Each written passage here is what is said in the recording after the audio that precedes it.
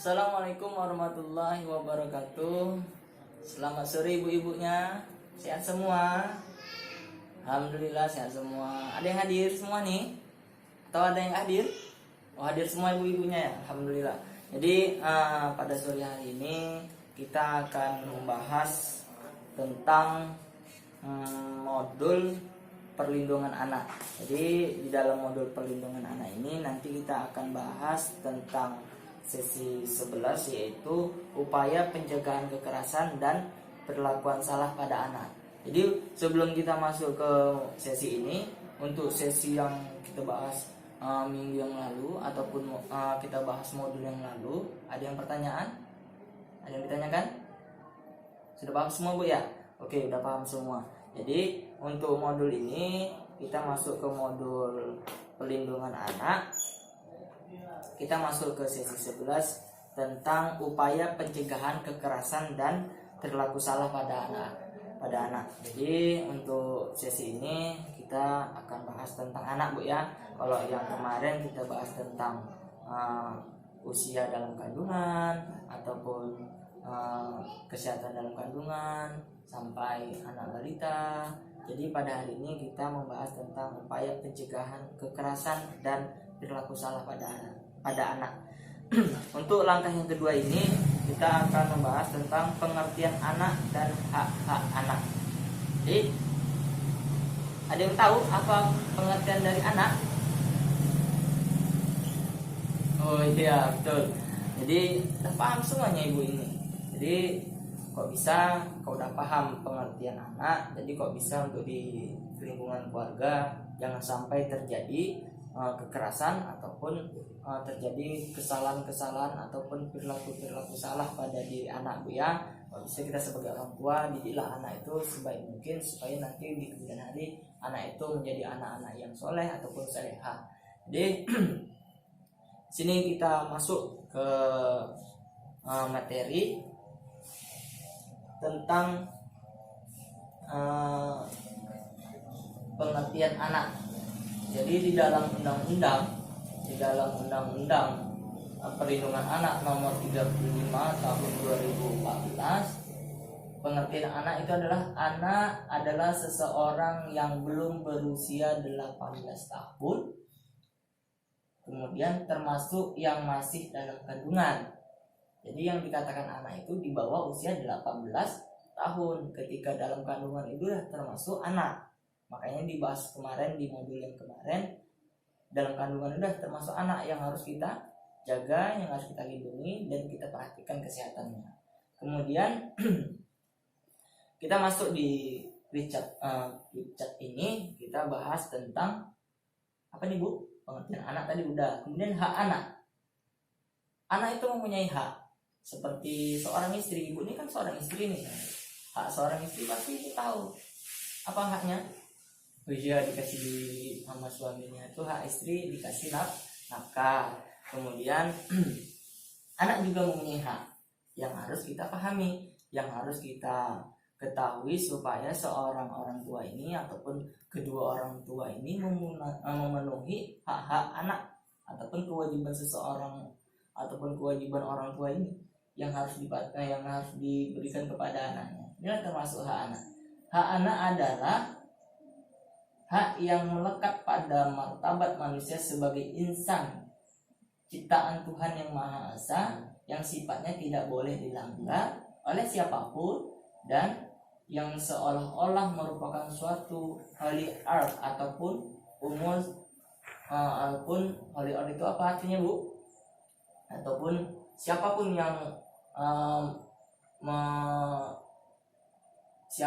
yang memiliki ataupun siapa yang hidup di dunia ini, inilah hak yang harus didapatkan seseorang ketika dalam usia anak. Inilah yang termasuk hak anak ini, haknya dia. Jadi sebagai orang tua kita harus pahami apa yang dipengertian dari hak. Kemudian di sini ada hak anak yang dapat diartikan. Yang pertama itulah hak yang melekat ataupun azazi pada diri anak ataupun pemberian Tuhan yang Maha Esa. Kemudian hak ada sejak dilahirkan bahkan saat di dalam kandungan. Makanya di dalam kandungan itu anak sudah mempunyai hak. Seperti apa? dikasih makan yang bergizi, orang tuanya makan yang bergizi supaya anaknya mendapatkan gizi yang baik. Kemudian orang tuanya minum susu, diperiksakan di dalam kandungan itu anaknya diperiksakan ke fasilitas kesehatan. Kemudian sebagai orang tua juga dijaga kesehatan juga. Orang tua lakinya juga perhatian kepada ibunya supaya ibunya sehat, juga anak dalam kandungan juga sehat. Kemudian anak itu jika haknya tidak dipenuhi, maka dia termasuk pelanggaran hak. Kemudian jika orang tuanya tidak memenuhi, maka dia melanggar undang-undang perlindungan anak. Seperti yang sekarang ini kan komisioner anak itu seperti itu, nanti dia mengurusi anak-anak, makanya dialah lembaga yang mengurusi tentang perlindungan anak. Kemudian jika orang tua tidak mampu, maka negara harus ambil alih. Makanya ibu-ibu PKH ini kan selain mendapat uang untuk pendidikan anak sekolah, juga Kementerian Sosial di sini juga memberikan bantuan kepada orang-orang yang tidak mampu. Kepada orang-orang tidak mampu itu, sejak dia dalam kandungan itu anak sudah diberi bantuan kepada kita. Jadi Kementerian Sosial memberi bantuan itu sejak dalam kandungan bahkan sampai usia sekolah. Jadi ketika orang tidak mampu itu, maka negara Indonesia melalui Kementerian Sosial memberi bantuan itu tidak main-main dengan dari dalam kandungan pun sudah diberi.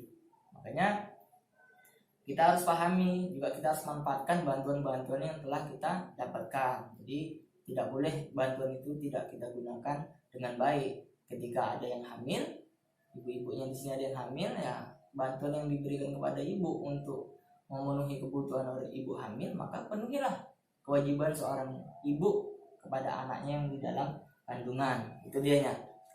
Jadi untuk memahami klicap ini, udah paham ibu-ibunya? Ada yang ditanyakan?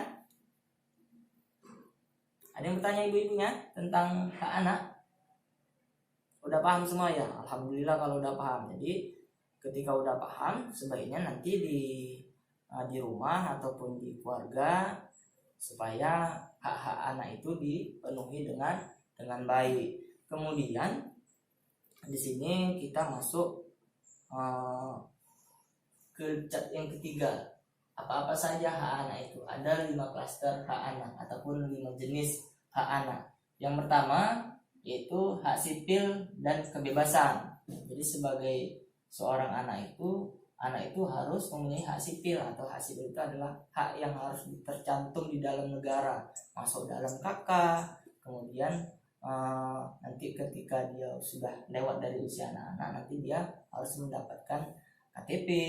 Kemudian anak itu harus mempunyai kebebasan itu dia hak bermain ataupun kebebasan dia bersosial. Kemudian yang kedua, hak anak yang kedua itu adalah di lingkungan keluarga dalam pengasuhan alternatif. Sebagai anak ataupun seorang anak itu mempunyai hak. Jadi haknya itu adalah diasuh ataupun dirawat, dijaga, baik itu dia diberikan makan yang sehat, kemudian pakaiannya dikasih pakaian yang bersih ataupun pakaian yang baik, kemudian diberilah kasih sayang yang baik juga. Kemudian di sini yang ketiga yaitu diberi kesehatan.